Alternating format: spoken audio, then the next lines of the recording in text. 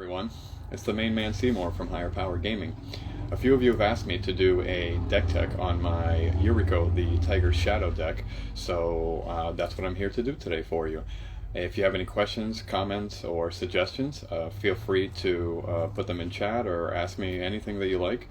And if you like the video and you like what the deck is looking like, give me a thumbs up. Really helps me keep doing what we're doing here. So to get into it, the Yuriko the Tiger Shadow deck is a Doomsday combo deck, obviously with Ninja Tribal wrapped in there. And I'm going to show you guys how we get to the Doomsday combo, how we set up the piles, and basically how we win the game eventually, hopefully. I'll also show you any interaction and other things that we're going to do on the way to the Doomsday combo, and we also have a backup plan just in case the Doomsday combo doesn't work. Again, if you have any questions or want to ask anything about the deck, suggestions are more than welcome, and let's get right into it. So again, this is Yuriko, the Tiger Shadow, Ninja Tribal deck. It's a deck that I built a while ago. It's gone through some different variations and things like that. One of my favorite commanders, I used to run ninjas back in the day when the first ninja cards came out, and I think it was Plane Chase or something like that, that tribal thing that came out, and it's one of my favorite decks to play. It does not see EDH. It's not like a super competitive deck. It's more casual fun doing stupid shit. I wouldn't say it's janky or anything like that, but it definitely, you know, isn't something that's gonna like bust it out on turn 3 or 4. I don't think so anyway. Maybe it could, but I'm gonna start by just showing you guys lands. No big deal here. I'm running a lot of just like regular lands, even though the deck does have proxies in it. Okay, so if you see something incredible like the underground sea I'm about to show you, don't fret, it's not that crazy. Okay, so yeah, so we are running just our basics. I think I have 9 swamps in here. All right, and then the Cavern of Souls is important. We'll get into that one in a second. Let me, a little foily island here. We got 14 basic islands. Okay. And then we got our polluted delta to fetch up our things that we need. We got a watery grave, a morphic pool, command tower, of course. Temple of Deceit lets me scry 1. This deck is really important to know what's on the top of your library. So scry, I usually don't run tap lands or scry lands, but in this deck, this one is very helpful. Bajuka Bog to get rid of those pesky graveyards. Sunken Ruins just to do a little bit of mana fixing. Clearwater Pathway.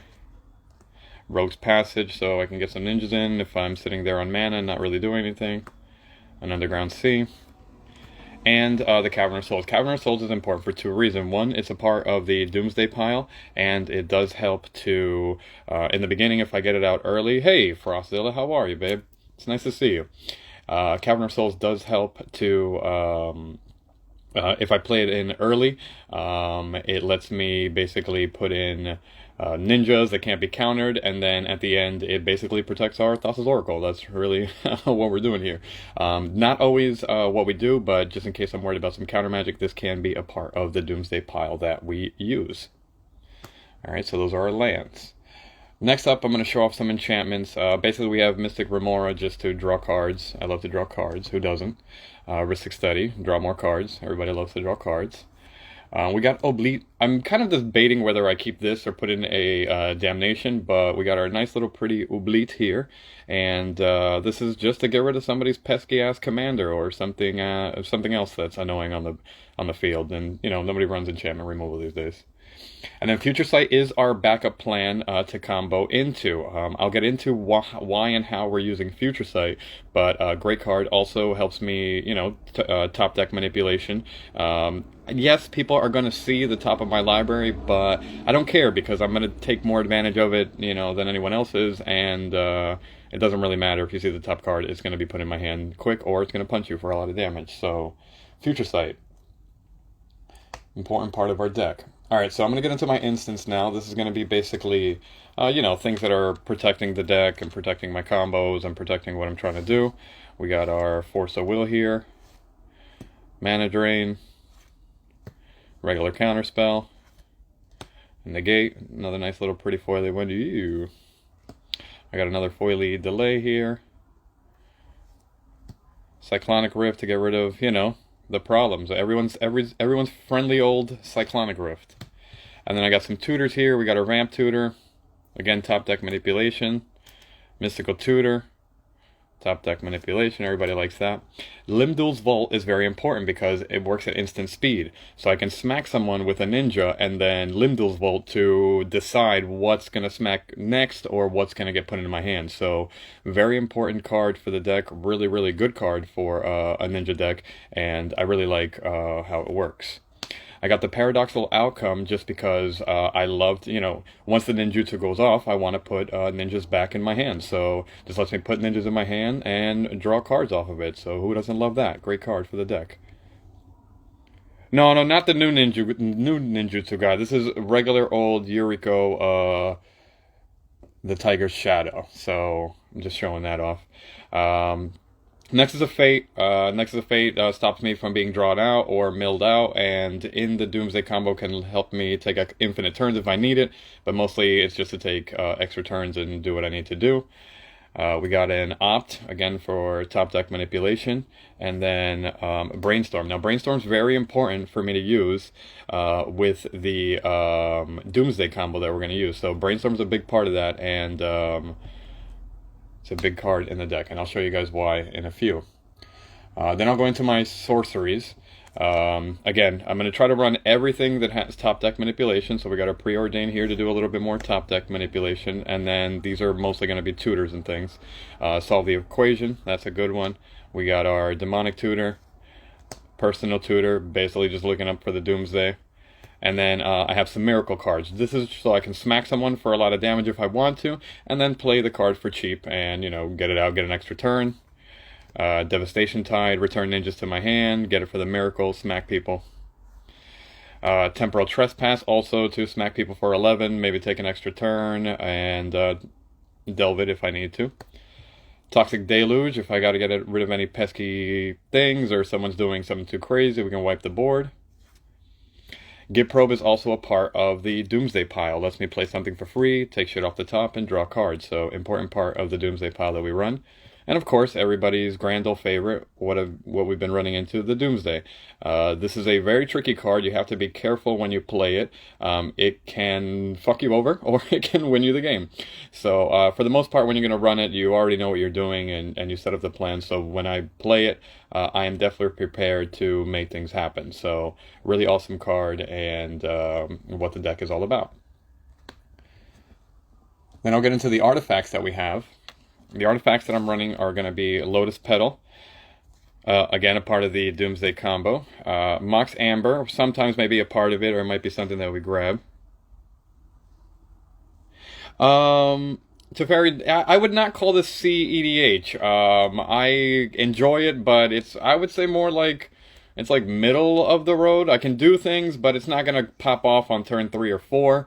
So, yeah, I would not call it CDH, and I was saying that before. This is more like I like to have fun with it. I like to ninjutsu things in, do stupid shit, pull shit off the top, but not something I would call CDH. I would not play this in my CDH pods because it's not going to go off on turn 2, 3, or 4. It's going to take some time. I got to smack you with ninjas, too. It's too reliant on smacking people with ninjas. Mox Amber, Demir Signet, Thought Vessel, because with Yuriko's trigger, I might have a ton of cards in my hand. We got a Chrome Mox, our good old Soul Ring. Crystal Shard is because I like to return your things to your hand or my things to my hand. Ninjas like to go back into my hand and they get replayed, so Crystal Shard is a great card. Then I got some equipment. We got our Greaves. Ninjas like fancy boots. This is my Umezoe's Jitte, a great versatile card that lets me get rid of things, plus things, protect my stuff, or just gain life. So great card for the ninjas, especially because they punch a lot. Whisper Silk Cloak, just in case ninjas got to get in. Nothing is better than that. And then a couple top deck manipulation cards. So I got my Scroll Rack, which is of course very important. Lets me look at the top whenever I need and do what I need to set up Yuriko triggers. Sensei's Divining Top goes off with the Future Sight, and I'm going to show you that because right behind it is our Bolas' Citadel. So what happens is, basically, I'm going to play Sensei's Divining Top, and once I get into creatures, which is next, I'll play something that's going to reduce the cost of the Sensei's Divining Top.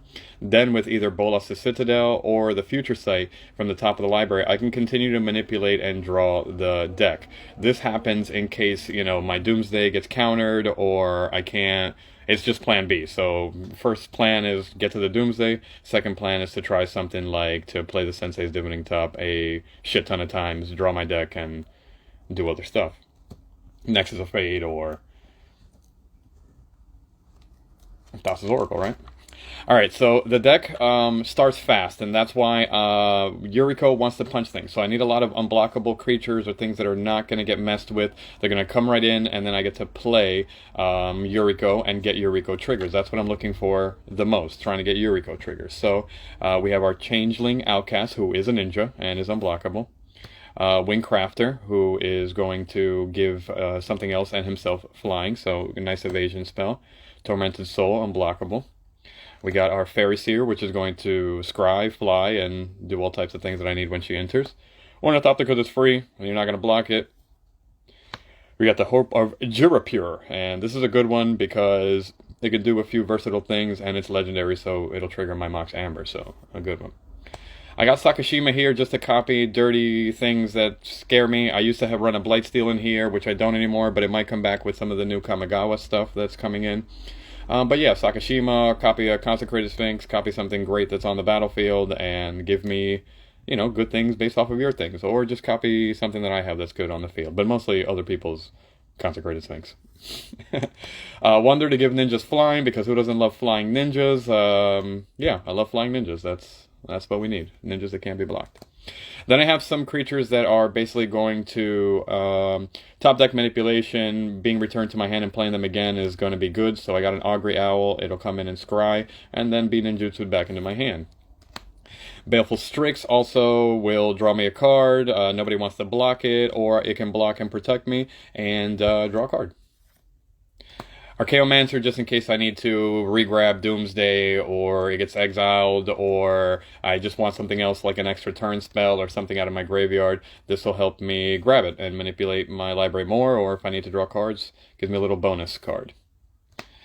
Now I'll get into everybody's favorite, the ninja cards. Now, Tetsuko is not a ninja, but she's an honorary ninja, and I really, you know, like the card. Makes ninjas unblockable and harder to see and block, so great card for a ninja deck. Honorary ninja Tetsuko. We got the Silent Blade Oni, probably the coolest Akuma-looking ninja in the deck. Lets me play shit out of your hand for free. You don't want that.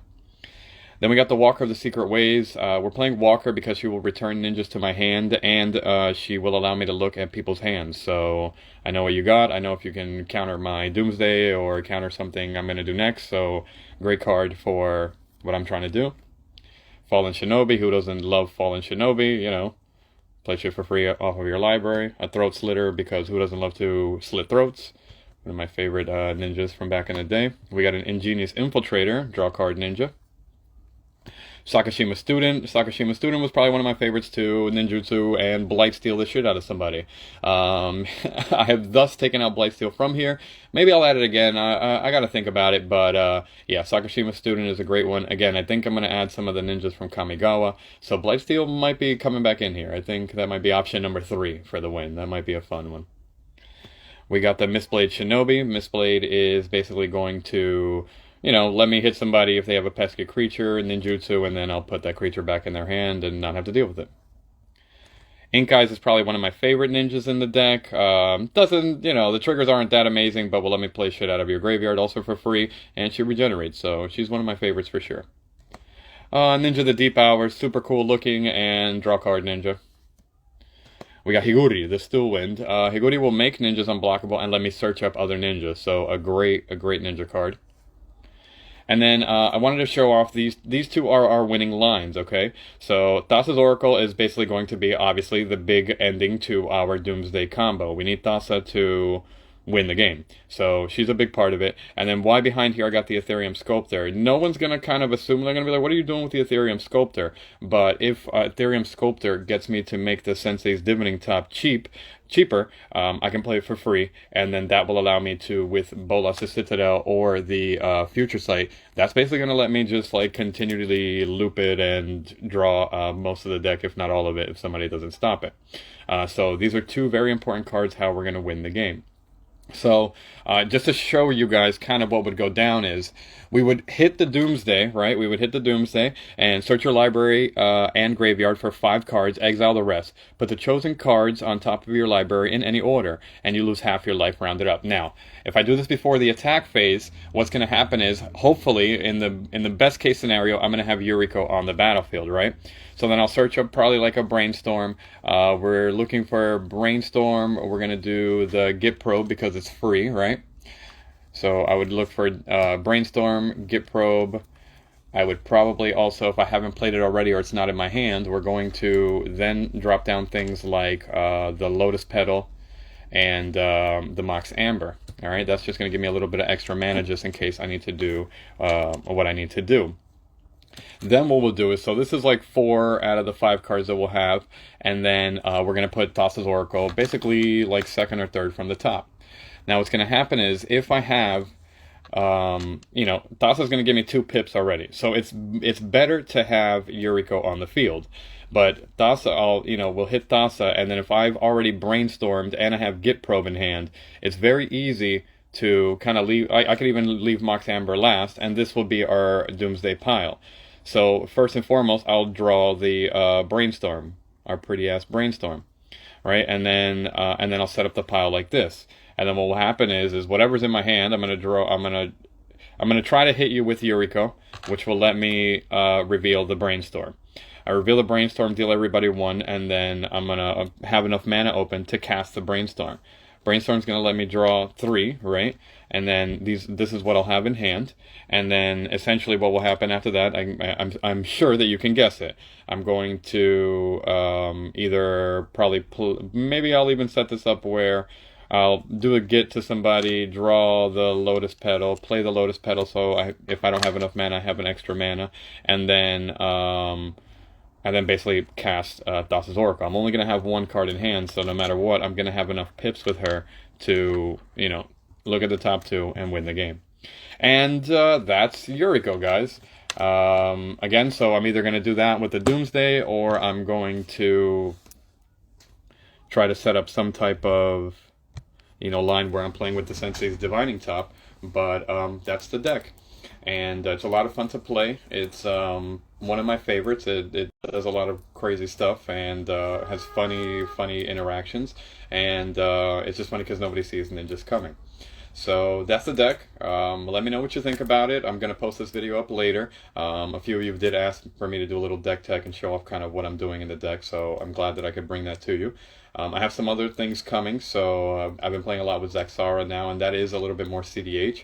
So if you want to see something a little bit more intense, I can definitely show off something like that. That one can do some dirty things, but yeah, that was Yuriko. Thanks to everyone who joined. Teferi, thanks for chatting in the comments. Again, guys, like the video if you liked what I did, and if you'd like to see more things like this, definitely let me know. I'm more than happy to show off decks. I'm playing Magic all the goddamn time, so... peace out, everybody. Again, this is Seymour from HigherPowerGaming. I'm happy to show you guys these things that I'm doing here with these decks and having a lot of fun playing them. And give me your suggestions of what you think I should change, if anything should change. Tell me what you thought about my Damnation idea. I have some ideas brewing now. Like I said, I think maybe Blightsteel and some of these other new Kamigawa ninjas are going to be really awesome and dope in the deck. And it was my pleasure bringing you this deck. So have a great day, everyone, and peace out. Later.